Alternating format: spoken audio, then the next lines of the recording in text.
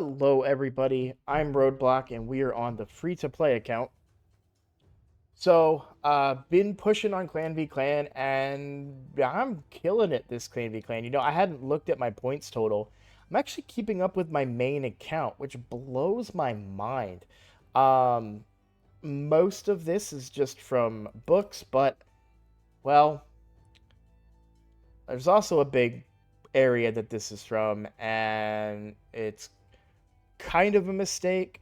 It's gonna look bad when you first see it, but it's really not that bad if you look at it in the right way. Remember how I saved up all those energy potions? Well, they're all gone. Now, how did that happen? So, I've been mentioning I'm using RSL Helper to try and keep up with all three accounts at the same time.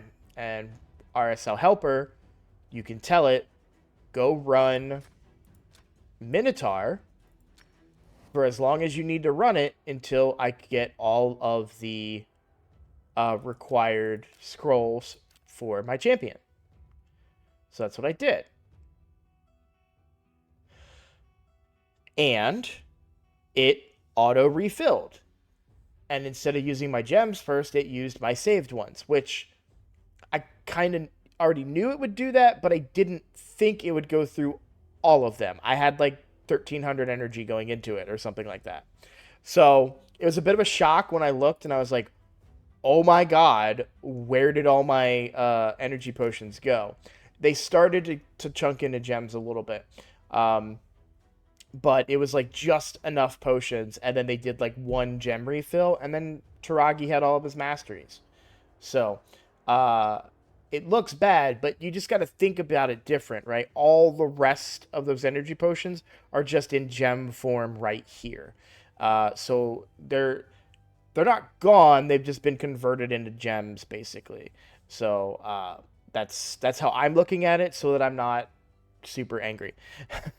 So because RSL Helper, if it would have used gems instead, then I'd have 600 less gems right here and still have those potions. It's a trade-off, right? So okay, let's talk about a couple of things that are going on. So books have been very unkind to me. I booked Skull Crusher. All I needed was one book to land. 4 books, one at a time, each and every one of them into the A1. The last one is the one that landed on the A2, which is the ally protection. I built Skull Crusher. I think his build is a little bit reasonable. We've got 198 speed, 50k HP, 4300 defense. I'm happy with the build that he's in. I probably need to speed tune a little bit with this team potentially, because I am having periods of time where ally protection isn't up. Now, what I did is I took Skull Crusher and I replaced Ursula with Skull Crusher.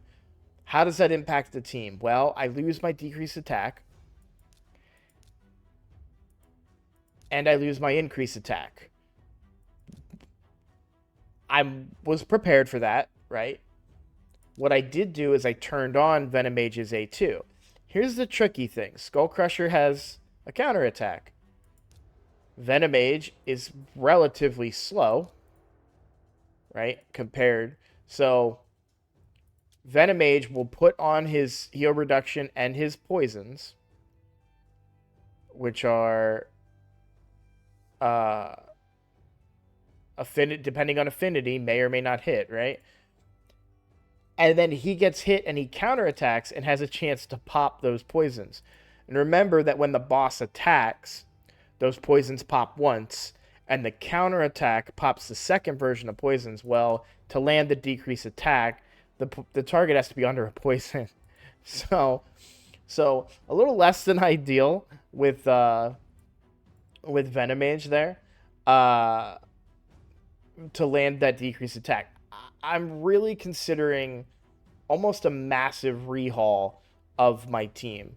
And I'm thinking about maybe something along the lines of Ultimate Death Knight coming in, a slower team, right? So Ultimate Death Knight, Skull Crusher, and then the big three. So we have Rathalos, Venomage, and Geomancer. Now, Venomage, this is a not guaranteed, but this decreased defense will land with a backup decreased defense from Rathalos, right? Ultimate Death Knight brings the decreased attack on a 100% chance, right? Rathalos brings the damage, Geomancer brings the fires, Skull Crusher brings the counterattack and ally protect, and we combine his counterattack and ally protect with big shields and healing from Ultimate Death Knight, which would make up for the loss of Leech. Now, what this does do is mean that Taragi is kind of useless, but currently Taragi is still useless. So Taragi's cooldown, again, books were not friendly to me. I've had one book in the A2, two books into the A1, and two books into the A3. Now, I need this cooldown to go to a 3-turn cooldown to be viable. It's not viable at a 5-turn. There's no point in using him other than extra poisons, but I don't think we're getting anything there. Now, I know the original plan was both Skull Crusher and Toragi on the same team, but if I do that, I lose my healing, because I wouldn't bring Leech in that scenario, and I wouldn't be able to bring Ultimate Death Knight. And so, as long as they're in a ratio where they can keep their ally protect up, I don't really need to have two ally protectors, unless I can capitalize on Taragi's damage from poisons, which was the plan with Venomage. So things are really kind of twisting and turning, and there's a lot of moving parts here to make this team work the way that I want it to work. I really like the counterattacks from Skull Crusher, especially to keep Rathalos' decreased defense on. That also means that he's getting a lot more hits and potentially activating his 5 times 200% extra damage, right? So I like the counterattack on Rathalos. I am curious. Just a straight up burn. Okay, I was just curious if Ignatius brought anything, because Geomancer brings burn and weaken. Geomancer is also still a little slow. That's why I think if I throw this into a calculator and try and tinker with it and see if I can alter some speeds and try to guarantee that I have that ally protect up before Clan Boss takes a turn. The other thing that's a problem with Deacon regarding the ally protection team is because it's not speed tuned, he is prone to removing his own ally protect because he gets an extra turn. So I put ally protect out there, and then Deacon goes, he gives everyone turn meter, loses one ally protect, and then places decreased defense and loses a second ally protect. So we're not really getting the full benefit of the ally protect on the whole team. That's where speed tuning this might work better. If I can put it into a speed calculator and it'll, help me analyze, okay, let's try this speed on this character, this speed on that character, and see what I can do to get that figured out. So give me your thoughts. Taragi is amazing. If I could, Taragi would just be in there for Skull Crusher, and I think the overall damage output there would be better. I'd still be getting the ally protect that I want.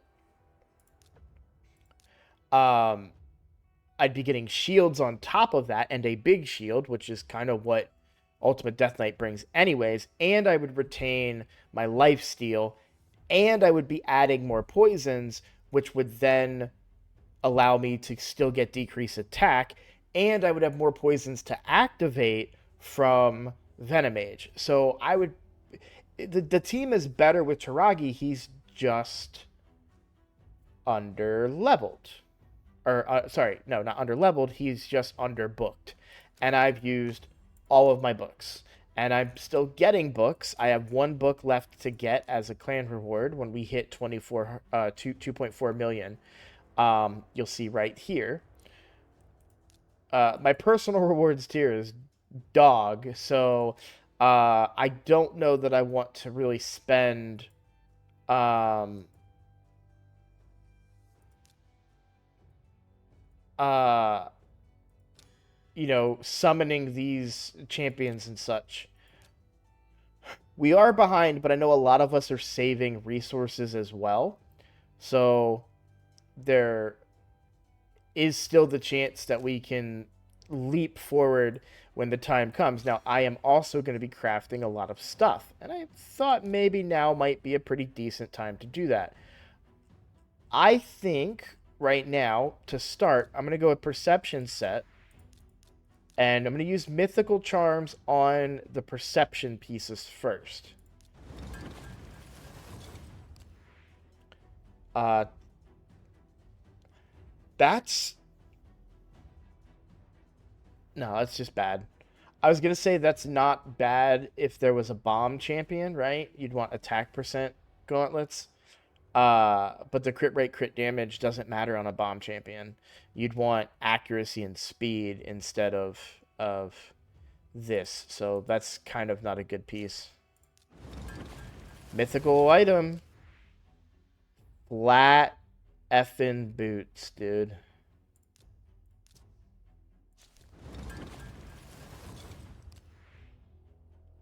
I'll take this.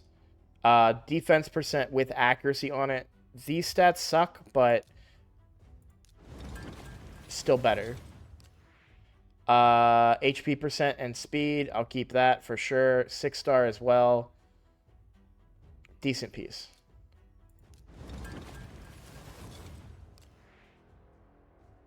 Defense percent. Flat resist, flat HP, and crit rate. I think I sell this. Is that a legendary piece with HP percent? Okay, so this is a future piece. Okay? This is a future piece for an HP-based nuker that I may get down the line, right? So I'm holding it for that, but it's not a piece that's going to help me. Mythical.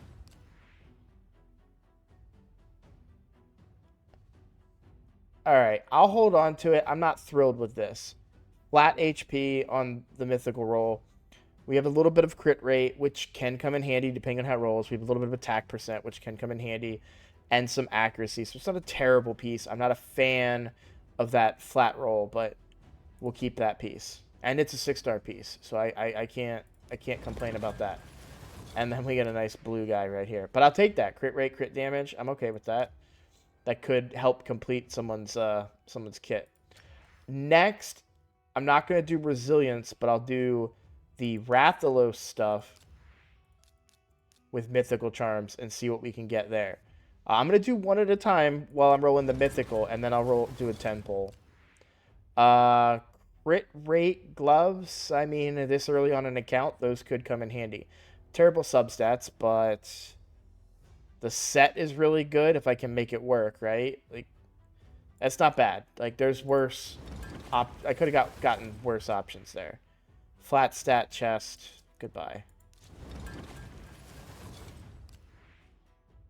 Speed and defense percent. I mean, that's decent for a support, right?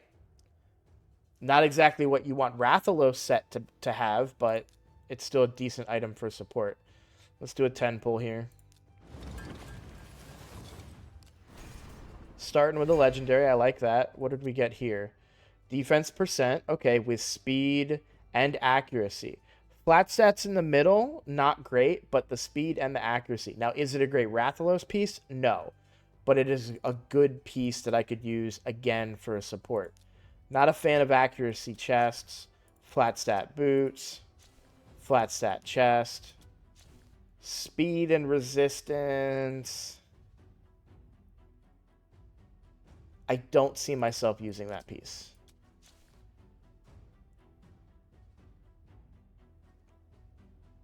I could see this being with someone that has crit rate gloves and just needs crit damage on everything else, which we rolled some, right?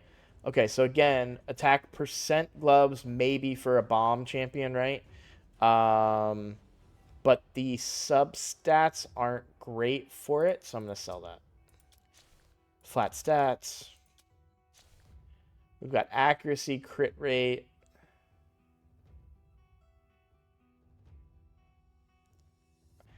I'm gonna be real. I don't think this piece gets used, but I'm gonna keep it and then sell.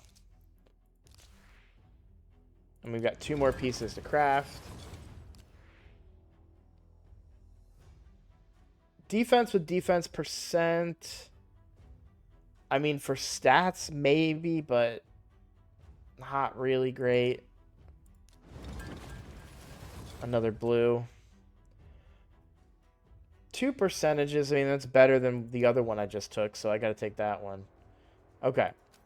I still have more stuff to forge. That's a ton of points right there. So we'll see that. You'll see that's already put me over 100,000 points. So now again, a big reason for all those points is because I spent a ton of energy in Minotaur. In fact, I bet you if we look, we'll probably see. Yeah, my Minotaur objectives. I did so much Minotaur that it completely canceled out the bonus, because Minotaur was a bonus. Well, it eliminated that bonus. Why didn't I get Forge bonus? Did it not count it yet? So normally when you're doing Forge bonuses like that, like I've been doing, right? It will remove this limit. It'll like count down for the amount of the limit that you've consumed, right? So if it's 20,000 and you made 10,000 points in Forge objectives, it would cut that down, because that, and then the double points would run out. So I don't know why it's not doing that there, but either way, I am we're getting closer. We're within 100,000, and I do know that some of my bigger hitters are still waiting to get going. So, like we just got somebody back from vacation, so we've got a little bit of time to go. Also, because I did get this question, how do you find a good clan? So if you're really looking for a good clan, I recommend looking on Reddit, looking in Discords, like other like content creator Discords and such. Now my clan has had a spot open for quite some time. I am definitely looking for people that can put up 100K in Clan v Clan. I'm also looking for people that can do at least Nightmare. I've been coaching a lot of people in my own clan, and now they're up to Nightmare. So really, we don't have that many people in Brutal or lower anymore. And the people that we do, I've actually had to remove some people who are, doing crazy numbers in a difficulty that they don't need to put up crazy numbers in. So now this particular instance right now, everyone got extra keys because at our ranking, if you haven't been in a higher ranked clan, and I'm not saying we're like crazy or anything, but we get extra keys for clan boss. So some of us have used them today, some of them are saving them for tomorrow, but the reality is we don't need to save keys in our clan anymore. So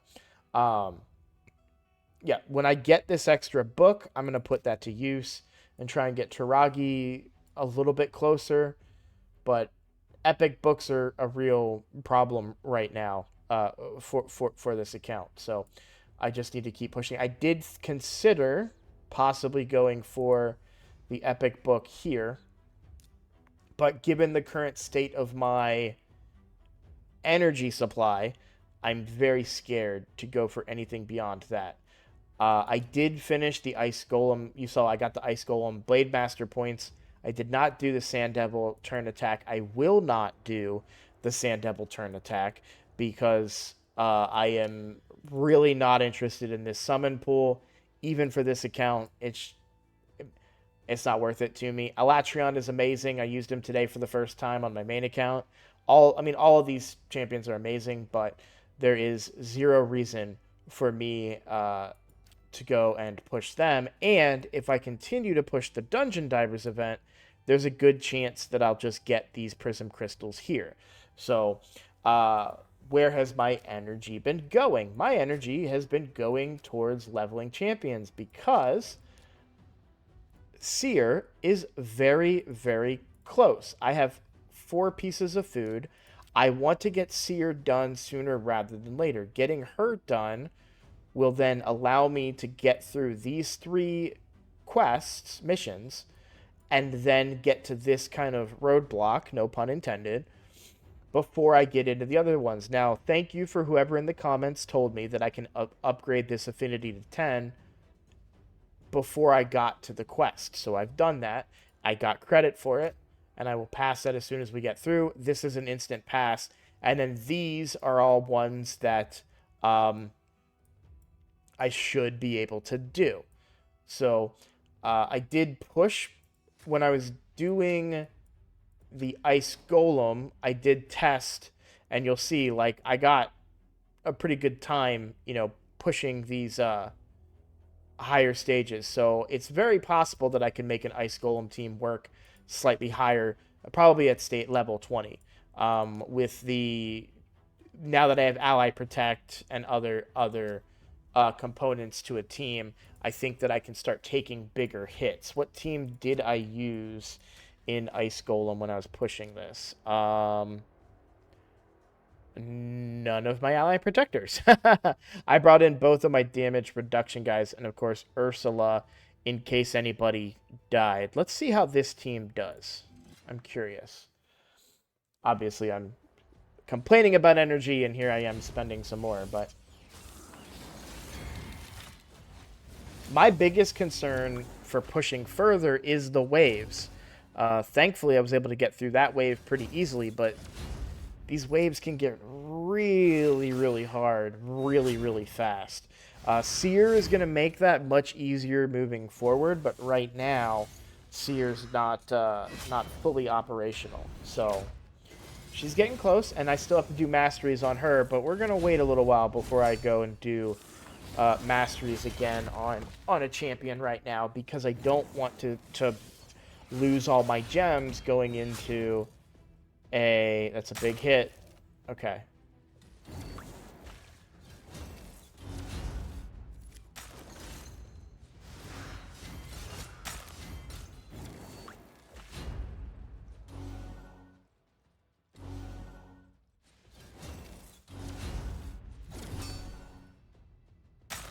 Nope. I can't bring Rathalos.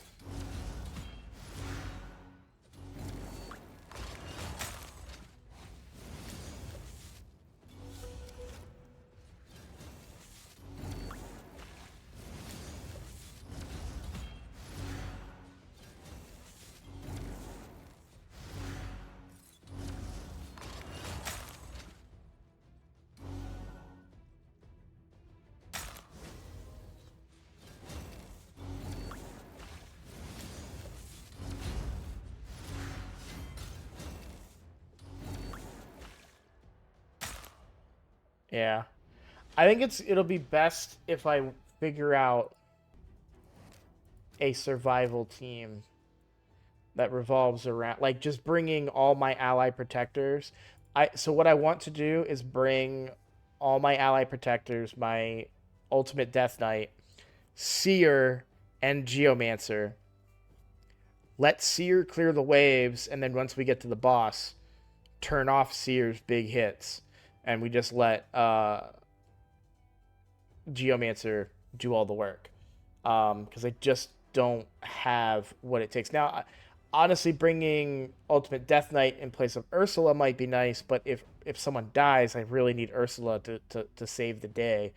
It's the waves is really the problem, because I gotta find a way to get through the waves without doing too much damage to the boss, which is tricky because I don't have a lot of crowd control. Um, so I'll get it figured out.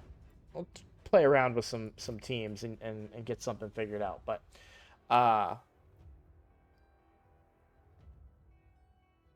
yeah, I know for sure that I'll be able to get a team that'll work, right? If I just take out, especially once Seer is built, that opens up a ton of avenues, because Seer, I can just turn off her. You know what? And you know what I could do too, which is worth experimenting with, right? Like this is where these kind of experiments can be really really handy, right?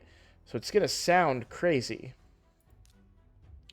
but we keep the exact same team that we had, and then when we get to round 3 for Blade Master, we don't use the overhead slash, right?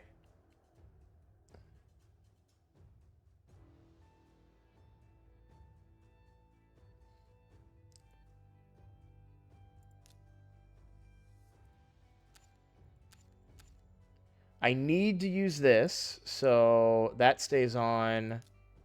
We want the decrease attack. Yeah, let's try this. Let's see if that makes a difference. If Rathalos can be restrained, right? And not blow up the main boss so that he wrecks my whole team.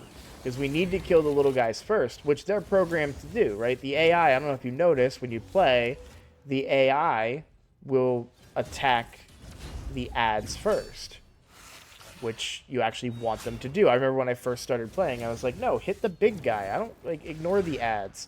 But the big guy does more damage with the ads alive. So you want to kill the ads as much as possible. The problem in Rathalos' case is that he kills the ads where he doesn't do enough to kill the ads, but he does enough to proc the boss. So now I do realize that he will... Why are you hitting the boss, dude? Like, you're not programmed to do that. I know you're not.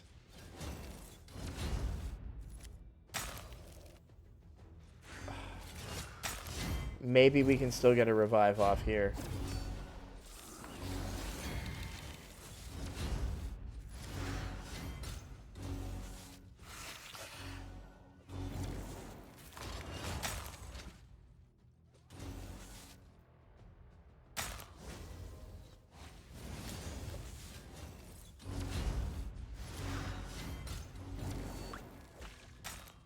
Yeah, okay.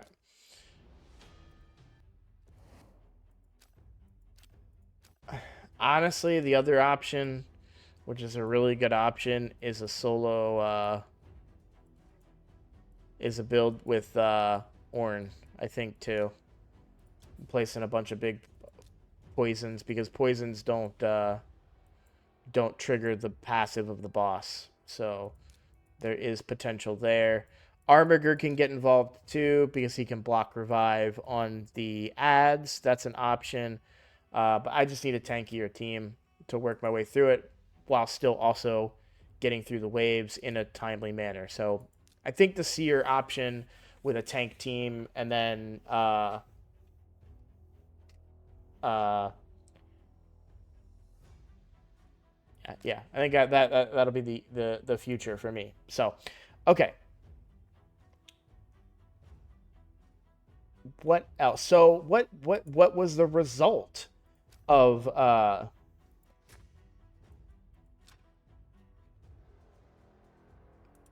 my god, my brain is not working. Skull Crusher.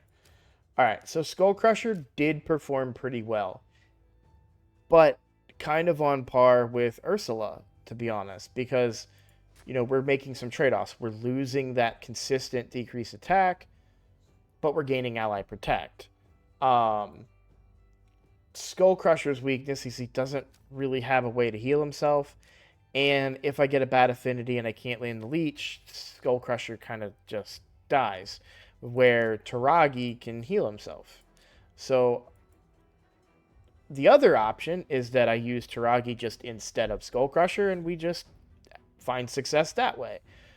There's really no there's a lot of experimentation that I'll be doing with my clan boss teams to find the perfect fit once Taragi gets booked up. Now it's gonna be another 2 weeks before Taragi gets fully booked up, assuming I can acquire more epic books, which I should be able to. A lot of it also depends on souls, right? I've still got quite a few soul stones saved up.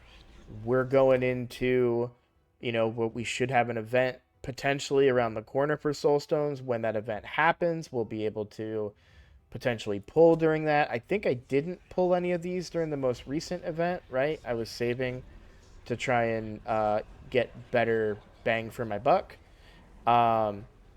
So we've got some promising things ahead, and I'm hoping that we'll be able to capitalize on that. So that's everything that I've got. The like I said, the overall value of the